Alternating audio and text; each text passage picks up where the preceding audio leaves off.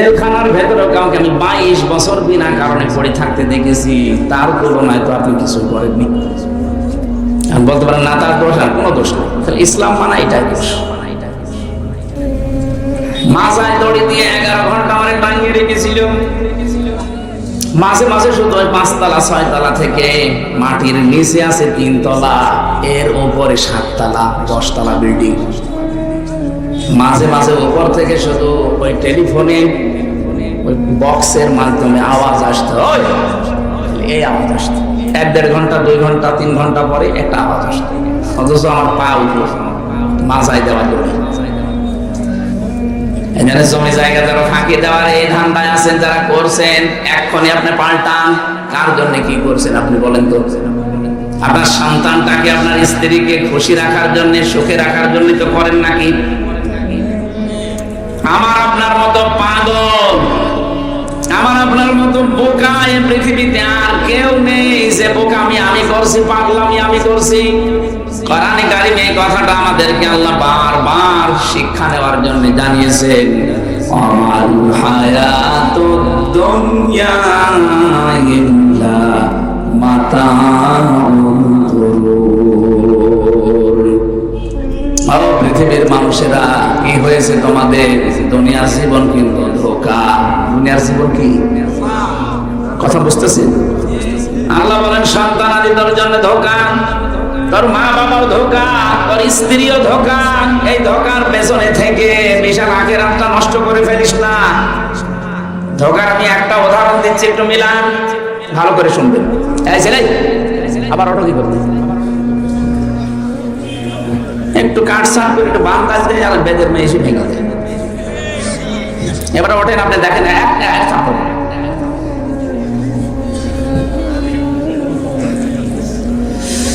আমার ভাইরা এখানে একজন একটু বসেন, মুরব্বী, নিস্তব্ধ হয়ে থাকবে। সাহাবায়ে কেরাম যেভাবে কোরআন শুনতেন, মনে হচ্ছে যে পাখি এসে গাছ মনে করে বসে পড়ছে। এরকম করে থাকবেন যেন মনে হয় যে হ্যাঁ, এখানে আর কেউ নেই, কবরস্থান হয়ে গেছে। ধোঁকাটা এমন, আমার আল্লাহ কোরআনে কারিমে গরুর শব্দটা বারবার দিয়েছেন। পৃথিবীর বান্দা বান্দিরা, তোমার মা বাবাও ধোঁকা, তোমার সন্তানাদি ধোঁকা, স্ত্রী পুত্র ধোঁকা, যাদের কারণে আজ বৈধ অবৈধ দেখা দেখি করো না। বাবা শাহজালাল, মদের কাছে কুত্তা বিড়াল সব হালাল। এই থিওরি তো অনেকে চলছে না। হালাল হারাম দেখা দেখি নেই, সুদের টাকা জানে যে হারাম, এরপরও নীতি আছে। অনেকেই দেখি টাকা ছেড়ে রাখে, টাকা আসে 1000 টাকা দিলে 1000 টাকা 100 টাকা করে বেশি পায়। আমার মনে হয় নওগাঁ জেলা এখনো আরম্ভ হয়নি। সত্যি কথা বলছে যে কোরআন শরীফ আমি কিন্তু জানতাম না, এটা কুষ্টিয়ায় আছে, এই জন্য বললাম। এখন যে জেলায় আরম্ভ হয়ে গেছে, এটা মায়ের সাথে জেনা করার গুনাহ হচ্ছে। আপনি কিন্তু জানেন যে গুনাহ হয়, জানেন না? সুদের এই টাকা নিলে যে মায়ের সাথে জেনা করার গুনাহ হয়, জানেন কিনা বলেন তো? এই যে জানা শোনার পর কেন এটা করছেন? হয়তো স্ত্রী, সন্তান, মা বাবা, ভাই বোন, এদেরকে আরেকটু শান্তিতে, আরেকটু আনন্দে, আরেকটু ভালো রাখার জন্য। এরা ভালো থাকতে গিয়ে আপনি কি খাচ্ছেন? নিচে মায়ের সাথে জেনা করে আসলেন। সুদের টাকা খাওয়া মানে আল্লাহ এবং রসুলের সাথে ডাইরেক্ট যুদ্ধে লিপ্ত হওয়া। এত বড় কঠিন সিদ্ধান্ত নিয়ে তারপর আপনি খেয়ে যাচ্ছেন। এই ধোঁকা ধোঁকা ধোঁকা কি হবে বোঝেন? যদি মারা যান 200 বছর পরে আপনি নওগাঁয় ফিরে আসবেন, মাত্র 200 বছর। 200 বছর পরে যে 2 তলা বানিয়েছিলেন আপনি দুনিয়ায়, এই বাড়িতে সামনে এসে বলবেন যে এই বাড়ি আমার, আমি বানিয়েছিলাম। বাড়িতে ওই সময় যারা বসবাস করবে, তারা আপনাকে বাড়িতে তো ঢুকতেই দেবে না, বলবে বেশি ঝামেলা করলে কিন্তু পিটাবো। আপনার যদি থাকার জায়গা না থাকে, যান আপনি ওই মসজিদের বারান্দায় রাতটা থেকে ওখান থেকে ফুটে পড়েন। এই কথা বলছে না কেন? এটা যে বাস্তব হবে, আমি কি বানালাম? এটা বাস্তব, আপনি এটা করে দেখেন। মাত্র 3 পুরুষ পরে আপনাকে আর কেউ চিনবে না।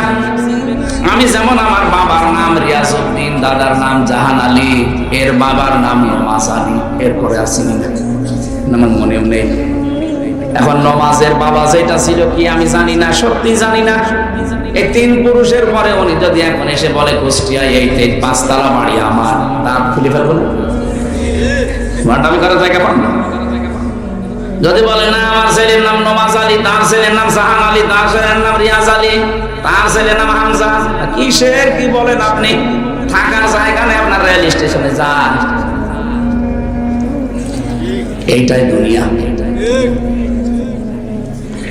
অথচ এই পাগলামিতে আমি সহ প্রত্যেকেই লেগে আছি। এই ঘর এখন কাটছে না, ঘর কাটবে একদিন, কিন্তু কাটার পরে তখন আর লাভ হবে না।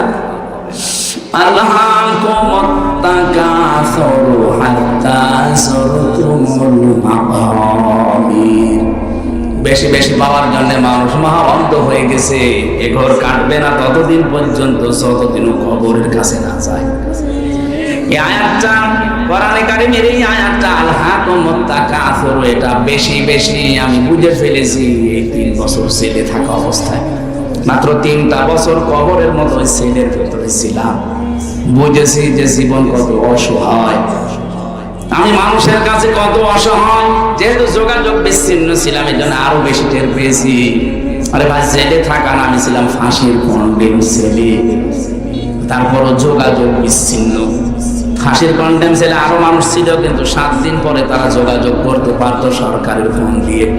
আর আমার আর মামুনুল হককে একেবারে 3 বছর যোগাযোগ বিচ্ছিন্ন।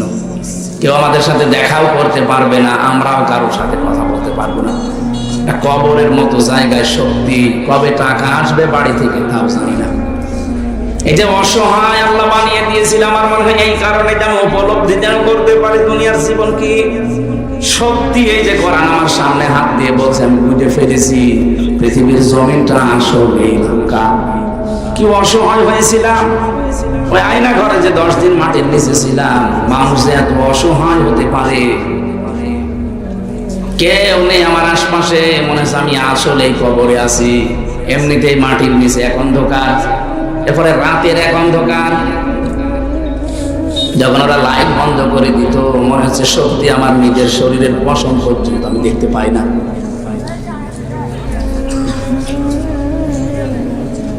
মাথায় দড়ি দিয়ে 11 ঘন্টা আমার টাঙিয়ে রেখেছিল। মাঝে মাঝে শুধু ওই 5 তলা 6 তলা থেকে মাটির নিচে আছে 3 তলা, এর উপরে 7 তলা 10 তলা বিল্ডিং। মাঝে মাঝে উপর থেকে শুধু ওই টেলিফোনে ওই বক্সের মাধ্যমে আওয়াজ আসতো, এই আওয়াজ আসতো। 1-1.5 ঘন্টা 2 ঘন্টা 3 ঘন্টা পরে একটা আওয়াজ আসতো। অথচ আমার পা উঠলো মাথায় দেওয়া দড়ি। তখন নিজেকে এত অসহায় মনে হতো, আল্লাহ দুনিয়ায় কবরে নেই, তারপর মাটিতে আছি আমি, অন্তত এখন আমি কথা বলতে পারছি। এই অবস্থায় যদি আমাকে এত অসহায় তুমি করে দিতে পারো, সত্যি যদি কবরে চলে যায়, না জানি আমি কি অসহায় হয়ে যাব। আল্লাহ রাব্বুল আলামিন এই কথাটা আমাদেরকে বিভিন্ন আয়াত দিয়ে স্মরণ করিয়েছেন। আজকের আয়াতে ওইটা আছে, ইয়াউমা তাআতি কুল্লু নাফসিন তুজাদিলু আন নাফসিহা। সেই দিন প্রতিটি মানুষ আমার আল্লাহর সামনে যখন দাঁড়াবে, প্রত্যেকেই তার আত্মপক্ষ সমর্থনের জন্য যুক্তি তর্ক পেশ করবে। আল্লাহ আমি এই কারণে এই করেছিলাম। কিছু মানুষ বলবে, আল্লাহ তোমার বিধান আমি মানি নাই। হ্যাঁ, আমার যুক্তি আছে কি? এত সন্তানাদি দিয়েছো, তাদের কারণে তোমার হুকুম আমি মানতে পারিনি, তোমার যে সেজদা দেব সময় পাইনি। আল্লাহ পাক বলেন, সঙ্গে সঙ্গে আমি ডাক দেব হযরত ইয়াকুবকে। তার 12টা সন্তান ছিল। কয়টা বলেন? ডাক দিয়ে বলবে, ওই বেটা, তোর চাইতে আমার এই বান্দার সন্তান অনেক বেশি ছিল। তোর তো 2টা 4টা 6টা, এর তো 12টা ছেলে ছিল, 12টা আর মেয়ে ছিল। বলতো আমার বিধান কোনদিন সন্তানের ওসিলা দিয়ে অবজ্ঞা করেছে, মেয়ে মানে নাই, এমন কোন রেকর্ডের জীবনে আছে? এ যদি চলতে পারে আমার বিধান মতো, সন্তান থাকার পর তুই কেন পারলি না? আপনি বলেন তো, আপনি নিজে কি জবাব দেবেন? কিছু মানুষ বলবে আল্লাহ আমার সম্পদের কারণে রাষ্ট্রের দায়িত্ব ছিল, এই জন্য আমি পারি নাই। আল্লাহ সুলাইমান নবীকে ডাক দেবে যে এর চাইতে তোর সম্পদ বেশি ছিল। তামাম দুনিয়াটাকে চালাতে দিয়েছিলাম আমি, বাংলাদেশ না শুধু তামাম দুনিয়া। প্রত্যেকটি পশু পাখির ভাষা, জিনদের ভাষা পর্যন্ত নবী বুঝতো, কত দায়িত্ব ছিল তার। এরপর কোনদিন আমি আপনার বিধান সে লঙ্ঘন করে নাই। আপনি আত্মপক্ষ সমর্থনের জন্য কোন দলিল কোন যুক্তি তর্ক নিয়ে যাবেন, যা নেবেন আল্লাহ সব খণ্ডন করবে আপনার চাইতে ওইরকম মানুষ দিয়ে।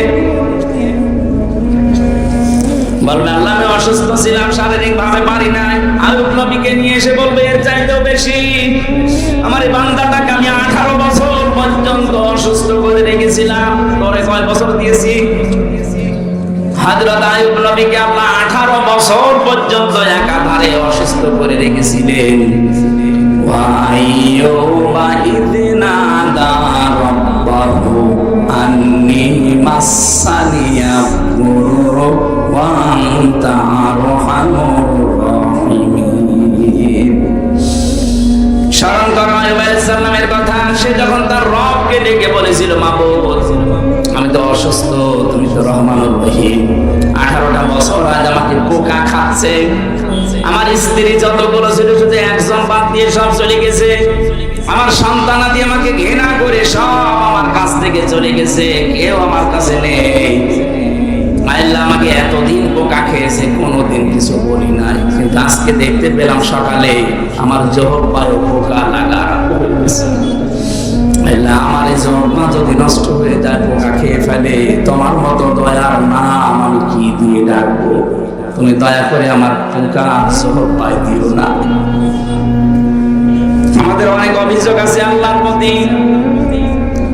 এই সমস্ত মনীষীদের, এই সমস্ত নবীদের, রাসূলদের জীবনের দিকে তাকালে কিছুই না। আমাদের যা আল্লাহ পরীক্ষা দিয়েছিলেন 100 ভাগের 1 ভাগ আপনি পাননি।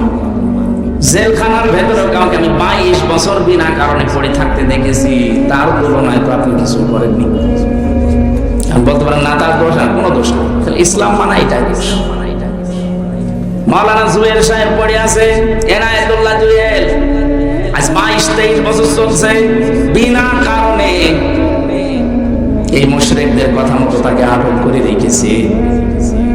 মাওলানা সাইদি সাহেব জীবনের 13টা বছর কাটিয়ে গেল এক ঘরের ভেতরে।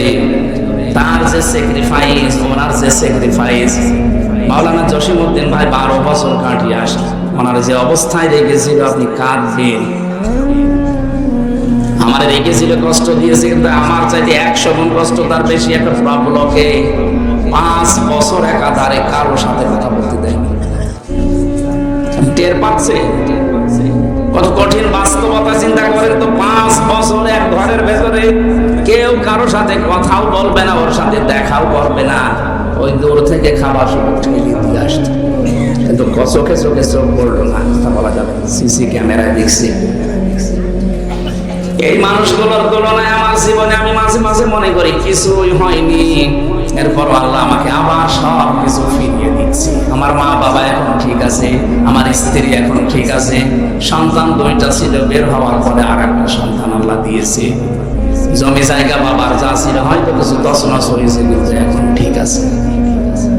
এখনো মানুষের ভালোবাসা, মহব্বত, অর্থ সম্পদ যা আল্লাহ দিচ্ছে, আমার ভয় হয় এখন আল্লাহ দুনিয়ায় কি সব আমাকে দিয়ে দিচ্ছে, আখেরাতে আমারে আবার জাহান্নামের আশা করে